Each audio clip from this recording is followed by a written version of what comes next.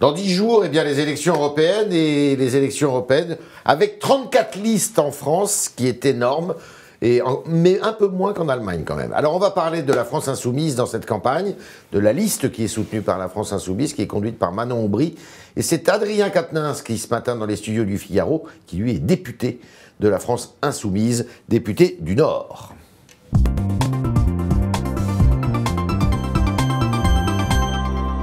Adrien Quatennens, bonjour. Bonjour Yves Tréhard. Alors, on regarde les sondages. Les sondages vous donnent un peu moins de 10% pour la liste conduite par Madame Aubry. Pourquoi vous décollez pas? Un peu moins de 10%, puis des fois 10%. Bon, oui, regardons. D'abord, c'est quand même beaucoup moins que Jean-Luc Mélenchon à la présidentielle. Bon, d'abord, une première chose, Yves Tréhard, moi je serais favorable à ce que dans les dernières semaines de campagne, on évacue les sondages. Parce qu'on voit bien l'effet que ça produit, c'est que plutôt que de relayer une actualité, ça en crée souvent une de toutes pièces. Vous voyez, précisément, on a inventé l'isoloir pour que les gens votent librement, sans injonction au vote, et les sondages font l'effet inverse, c'est-à-dire c'est une injonction permanente à voter pour tel ou tel. C'est peut-être aussi parce que le discours qui est tenu n'est pas un discours très audible pour les Moi, je ne le crois pas. C'est vrai qu'on a une difficulté, c'est y compris que dans le traitement médiatico-politique, mais sans doute effectivement que le grand débat national qui n'a de grand que le nom de M. Macron y est pour quelque chose. Nous, ça fait 8 mois que nous sommes en campagne sur un programme, parce qu'on estime qu'une élection européenne, c'est important, et qu'un programme, il faut prendre le temps de la discussion, de le mettre en circulation.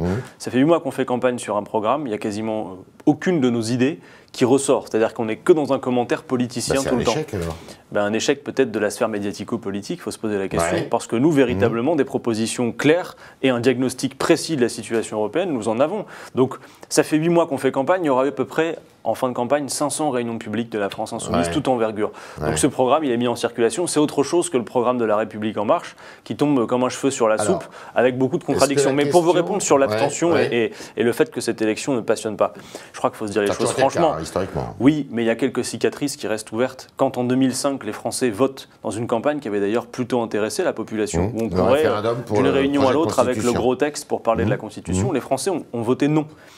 On peut être d'accord ou pas avec ce vote, mais ce vote a eu lieu, et normalement, quand un vote a lieu, on le respecte. Que les Français ont le sentiment que ça ne sert à rien leur vote? Je crois que précisément, quand les Français sont appelés à voter pour un référendum et que M. Sarkozy arrive et fait le contraire de ce que le peuple français a décidé, ça pose un problème. Alors, quand M. Hollande se fait élire en disant « je vais renégocier ces traités », justement sur la base du vote trahi de 2005 qu'il ne les renégocie pas, c'est un problème. Quand M. Macron fait le traité de libre-échange avec le Canada, sans même que vos humbles serviteurs à l'Assemblée nationale n'aient quoi que ce soit à dire sur le sujet, ça pose un vrai problème. Il y a quand même quelque chose qui montre qu'il y a une distinction à opérer entre ce que vous proposez et ce que les Français pensent si on s'en tient à un sondage. On regarde les sondages, les Français disent « nous, on ne veut pas sortir de l'Europe ». Et d'ailleurs, aucun peuple européen, si on regarde bien les sondages, ne veut sortir de l'Europe. Et vous, vous dites, mais nous, on veut dénoncer tous les traités dans lesquels la France est liée avec l'Europe. Bon, d'abord dire une chose... Est-ce que ça, c'est pas un sujet d'inquiétude pour les Français en se disant, mais eux, ils veulent dénoncer tous les traités? Encore une fois, vous êtes un commentateur aguerri de la vie politique et vous ne pouvez pas penser que la France Insoumise propose de sortir de l'Europe. Ça n'a aucun sens. Qui dit ça? De renégocier les traités. Oui, mais ça a du sens par contre. Parce que vous voyez, Yves Tréhard, aujourd'hui, dans le débat politique, il faut être précis, l'Europe c'est de la géographie, c'est pas de la politique. Vous savez qu'on peut être membre de l'Union Européenne, on peut faire partie de l'Europe sans être membre de l'Union Européenne. Il y a des pays pour qui c'est le cas. Nous, ce que nous disons aujourd'hui, c'est que l'Union Européenne telle qu'elle fonctionne, ces traités particuliers, c'est une construction politique, donc ce qui était construit politiquement, on peut le déconstruire pour construire autre chose. Ces traités particuliers empêche de mener une autre politique que le libéralisme économique, la concurrence libre et non faussée. C'est-à-dire que l'idéal européen qui devait nous prémunir de la guerre, qui était celui de la coopération entre les peuples, a été dévoyé sur l'autel de la compétition généralisée, de la concurrence libre et non faussée. En gros, vous pouvez voter pour à peu près n'importe qui dans l'Union européenne. Vous avez systématiquement la Troïka, la Commission, la Banque centrale qui viennent serrer à la gorge les peuples pour leur faire appliquer d'autres choix. Monsieur Juncker nous a quand même dit il n'y a pas de choix démocratique possible contre les traités. Manon Aubry, la candidate de la France Insoumise, c'est l'anti-Juncker. Elle dit il n'y a pas de traité possible contre les choix démocratiques. Il n'y a pas qu'elle, il y a aussi le Rassemblement national et M. Bardella, qui sont très remontés contre l'Europe, même s'ils ne veulent pas en sortir non plus. Est-ce qu'ils ne vous font pas de l'ombre, finalement? Parce qu'eux, ils voguent au double, presque au triple de voix de vous. Mais comment on peut penser sérieusement que Mme Le Pen puisse être le recours au Macron, Merkel et Juncker que l'on voit partout en Europe? Enfin, ce duel prétendu, bien organisé, n'est qu'un duo véritablement. Par qui? Mais en tout cas, il est entretenu par les médias. Regardez tout à l'heure sur une chaîne concurrente, peut-être que vous avez votre appréciation de cette situation, je ne vous demanderai pas de la commenter, mais on a un face-à-face entre Madame Loiseau, la candidate de La République En Marche, et Monsieur Bardella. Vous criez injustice ? En tout cas, l'élection européenne n'a qu'un seul tour. Et cette chaîne d'information crée de fait un second tour factice qui nous rejoue le piège de la présidentielle. Le vote de 2017, pour beaucoup de Français, le deuxième tour, ça a été un deuxième tour dans lequel ils se sont sentis piégés entre Macron et Le Pen. Macron et Le Pen, c'est le piège qu'on veut nous rejouer pour empêcher de penser. Alors ensuite, sur le fond, regardez, Madame Le Pen, tout de même, observons un peu son programme et ses agissements. Madame Le Pen est celle qui propose que l'on travaille davantage, aller pour 39 heures, payer 39. Je ne crois pas que ça colle vraiment avec les revendications qu'il y a dans ce pays. De la même manière, Madame Le Pen, et elle le dit clairement, elle est contre la hausse du SMIC. Ensuite, en Europe, Madame Le Pen a pour alliés les Autrichiens qui viennent de voter la semaine de travail à 60 heures. Monsieur Salvini en Italie court après Monsieur Macron pour faire la flat tax comme lui. Et quand Monsieur Macron a fait la loi Asile-Immigration, ils s'en frottaient les mains en disant Monsieur Macron. Expliquez-vous que vous avez un militant qui s'appelle Monsieur Andrea Cotarac, qui est élu conseiller régional dans les Rhône-Alpes, Auvergne maintenant, qui est très proche de Monsieur Mélenchon aussi, qui dit moi je vais voter, je ne rallie pas, mais je vais voter Rassemblement National aux européennes parce que ça correspond plus à mes idées. Comment je l'explique? Que c'est un naufrage politique individuel. Mais pour vous, non? Mais non, c'est un naufrage politique pour ce monsieur qui a perdu sa boussole, qui sans doute s'est laissé piéger par ce duel prétendu. Est-ce que c'est pas le signe que la France insoumise est divisée? Mais d'abord, regardez, non. Absolument pas. Avec des souverainistes. Monsieur Tréhard, le programme de la France Insoumise, l'avenir en commun, était celui de la campagne de 2017. L'avenir en commun est toujours notre programme. C'est le contrat politique entre nous. Bien sûr, au sein de la France Insoumise, il y a des parcours politiques différents, il y a des cultures politiques diverses. C'est un mouvement, pas un parti. Et c'est donc du coup beaucoup plus, comment dirais-je, il y a bien des compositions différentes. Mais le contrat politique entre nous, c'est un programme. Et l'indépendantisme français en matière de géopolitique est toujours dans le programme. Mais ce jeune homme n'est pas assez souverainiste. Mais de quelle souveraineté parle-t-on, Monsieur Tréhard? Parce que ce jeune homme utilise, comme vous dites, le verbiage de l'extrême droite pour parler de souverainisme. Mais moi, je ne connais qu'une seule souveraineté en République, c'est la souveraineté du peuple. Et quand on parle de souveraineté nationale, je trouve que c'est un peu fumeux. Parce que moi, je ne reconnais que la souveraineté du peuple en République. Et si effectivement la nation est le cadre dans lequel s'exprime cette souveraineté, c'est très bien. Mais il faut être assez précis. Non, moi, ce que je veux dire, en tout cas, c'est qu'on voit quand même Monsieur Juvin qui était là, Monsieur Juvin qui était là à votre place, qui est numéro 4 sur la liste Rassemblement National, a dit un jour, il l'a répété ici, moi ça m'irait très bien de faire campagne finalement avec M. Ruffin, qui fait partie de votre mouvement. Je crois que ce n'est pas le cas de M. Ruffin, c'est ni le cas de M. Mélenchon, pas de moi et pas des gens de la France Insoumise. Si vous voulez, nous sommes dans l'histoire avec un grand H comme au quotidien, les adversaires résolus de l'extrême droite. Nous n'avons pas un projet ethniciste ou nationaliste, nous avons un projet de coopération entre les peuples. Entre le mouvement 5 étoiles strictement, et en tout cas ça ne se fera jamais avec nous, je vous le dis, de manière très claire. Donc M. Cotarac vient de casser sa boussole, il a décidé de partir avec nos adversaires politiques, et bien très bien, maintenant nous le comptons comme un adversaire, mais enfin, vous voyez, à 10 jours d'un scrutin, pour nous c'est un non-événement, ça ne compte pas. C'est un cas individuel et surtout un coup monté de longue main. Enfin, on apprend aujourd'hui que ça fait des semaines que ce monsieur discute avec l'extrême droite. Alors moi, ça me fait rire parce que le même, au conseil régional où il est élu, ferraillait avec monsieur Wauquiez.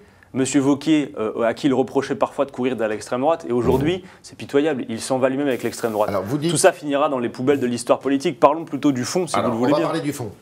Vous dites vous-même que ce référendum, cette élection, c'était un peu un référendum anti-Macron. C'est comme ça que vous le présentez.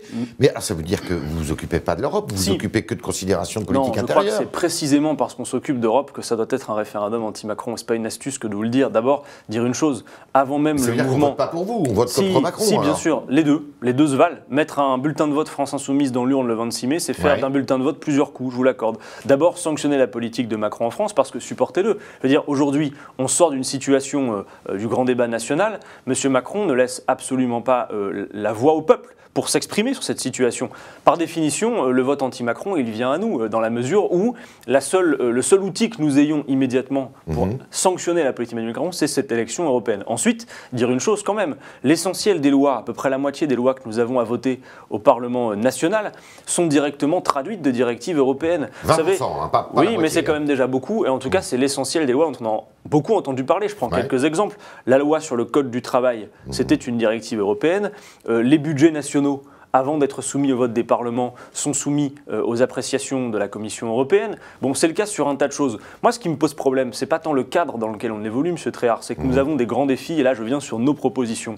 Nous avons à régler le défi climatique. Il nous met toutes et tous au pied du mur, même par-delà nos désaccords politiques. Eh bien, je vous le dis, dans le cadre de ces traités qui empêche l'harmonisation sociale et fiscale, c'est écrit dans le traité de fonctionnement de l'Union européenne. Par conséquent, le dumping social, ce n'est pas un dommage collatéral de la construction européenne. Ça a été construit méthodiquement pour impacter entre eux des pays qui ne sont pas harmonieux socialement et fiscalement et leur dire battez-vous entre vous, que le meilleur gagne. Eh bien ça produit des catastrophes. Pour régler le défi climatique, il faut se hisser à la hauteur du moment, imposer la règle verte en Europe. Nous avons proposé hier à l'Assemblée nationale que soit votée une résolution pour faire comme au Parlement britannique et irlandais, pour qu'on déclare l'état d'urgence climatique. Et il y a une pétition en ligne. Pourquoi vous ne faites pas cause commune avec M. Jadot alors ? Alors, bien précisément parce que nous avons un vrai débat de fond avec les écologistes. Moi, je crois qu'à l'occasion de ces élections européennes, il faut changer d'écologiste, pour tout vous dire. Je m'explique.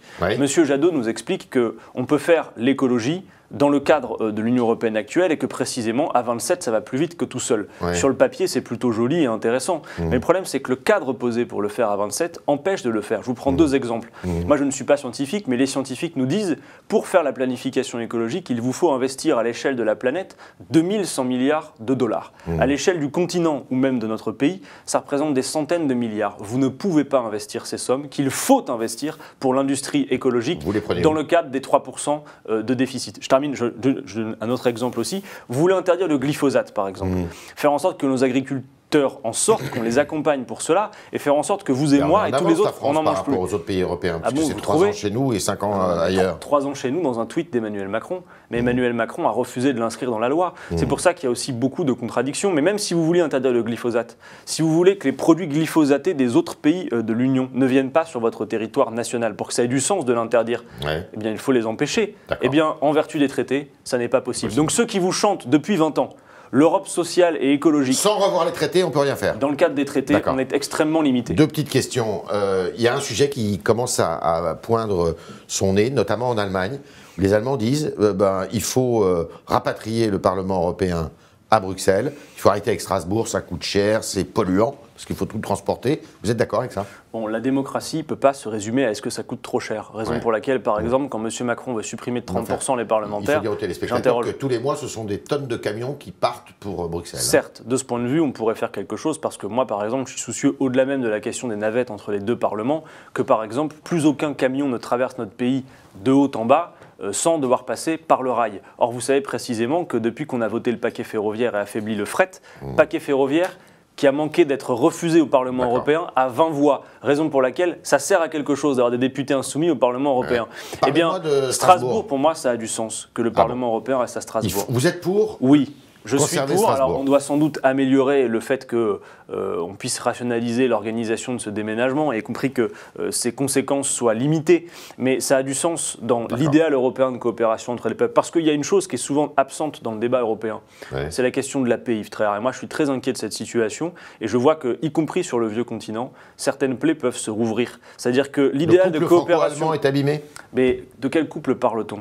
Il faut une coopération entre les peuples. L'Union européenne ne peut pas être entièrement mise à la botte des intérêts particuliers de l'Allemagne. On peut être bons amis et respecter que nos intérêts ne soient pas exactement superposables. On est suiveurs par rapport à l'Allemagne. C'est le moins qu'on puisse dire. On est des petits-enfants. Regardez, Madame Merkel, elle fait la politique qui est intéressante pour les intérêts particuliers allemands. Les Allemands ont plutôt une population vieillissante, ils ont des retraites par capitalisation, besoin de cours de bourse élevés. Nous avons des retraites par répartition, un modèle social qui est différent, une population jeune. On doit pouvoir être partenaire sans aligner tout le monde sur les intérêts de certains. Dans quel groupe allez-vous siéger ? Et je termine juste sur la paix. Il faut donc sortir de l'OTAN. La guerre froide est terminée, nous n'avons plus rien à faire dans un système de défense arrimé aux États-Unis d'Amérique. Et moi, je mets en garde. Le seul projet qu'a Madame Loiseau, Monsieur Macron, Madame Merkel, pour réenchanter l'Europe, c'est de préparer la guerre avec l'Europe de la défense. Eh bien, moi, je n'en veux pas. Non, il n'y a pas d'armée européenne ? Actuellement, Yves Tréhard, il n'y a pas de peuple européen. Donc, il ne peut pas y avoir d'armée du peuple Il n'y a pas de nation européenne. Évidemment que non. D'accord. On est avec Adrien Quatennens et on continue avec vos questions, chers internautes. Et Jean-Baptiste Sémergent qui nous a rejoint dans le studio.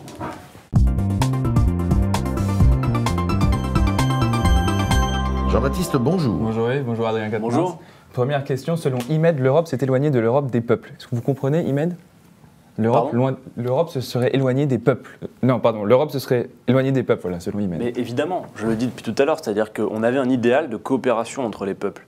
C'était valable à l'époque pour mettre fin à la guerre, pour que la paix perdure, c'est toujours le cas aujourd'hui, mais surtout aujourd'hui, face à des défis comme le changement climatique, nous sommes mis au pied du mur de devoir coopérer. Vous voyez bien que pour faire la planification écologique, si on a 12 ans pour le faire, comme nous dit le GIEC, il va falloir qu'on puisse mettre en partage les bonnes pratiques. Nous voudrions proposer à toute l'Europe, à tout ce pays aussi, de se lever le matin pour remplir ce défi. On a toutes les compétences techniques, tous les savoir-faire, il manque la volonté politique pour faire autre chose que la concurrence libre et non faussée. Je crois que notre projet politique est plus enthousiasmant.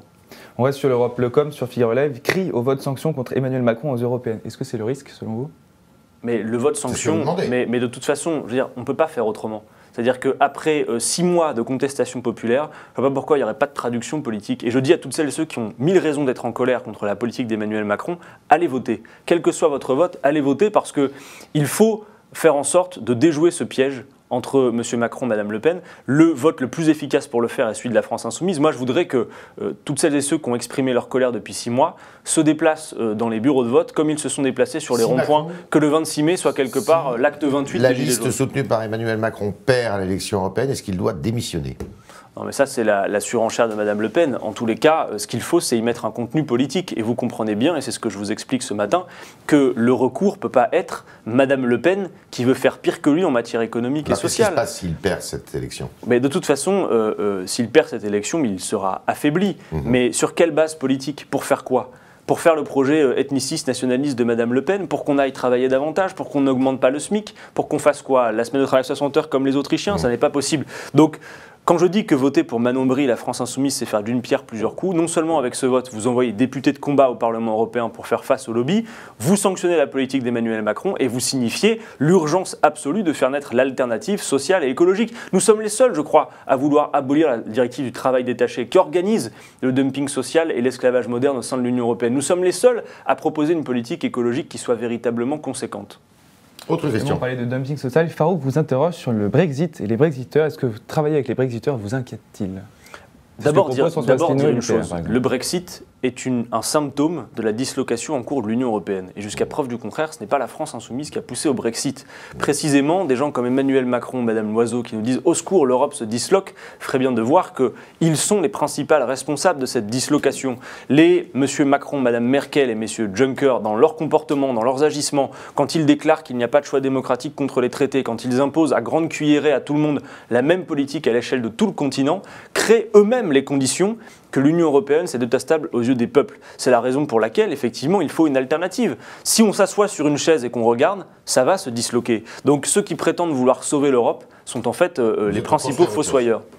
Deux questions plus concrètes. Serge, je rappelle que vous êtes député du Nord. Et quel est votre bilan actuel pour votre circonscription? Vous demande Serge. Écoutez, moi je passe mon temps à faire des allers-retours entre la circonscription et l'Assemblée nationale en faisant en sorte de décloisonner le plus possible les débats que nous avons à Paris pour les rendre intelligibles et en discussion pour le plus grand nombre. Alors bien évidemment, aujourd'hui, il n'y a plus de cumul des mandats et moi je pense que c'est une très bonne solution. Donc on a encore parfois des gens, c'est vrai, qui viennent nous voir avec des considérations qui sont plutôt celles qu'on donne à voir à un maire, par exemple, des compétences locales, que moi je n'ai pas. Mais moi je me charge à chaque fois qu'il y a une vraie discussion législative à l'Assemblée sur laquelle je m'investis, c'est le cas de beaucoup de sujets, de faire en sorte que les acteurs locaux soient en capacité. Avec eux, évidemment, ça se passe bien. Évidemment, mais avec vraiment la volonté de ne pas leur mentir. C'est qu'on n'est pas là pour faire du clientélisme et qu'on n'a pas de poste à distribuer ou que sais-je. Il y a des pratiques politiques qu'il faut faire disparaître. Nous ne sommes pas là pour imiter les pratiques qui nous ont précédés. Nous voulons réhabiliter le vrai sens de la politique et du parlementarisme. Dernière question. Selon Thierry, la différence entre vous et le Rassemblement national, c'est que vous êtes pro-migrants et eux sont anti-migrants.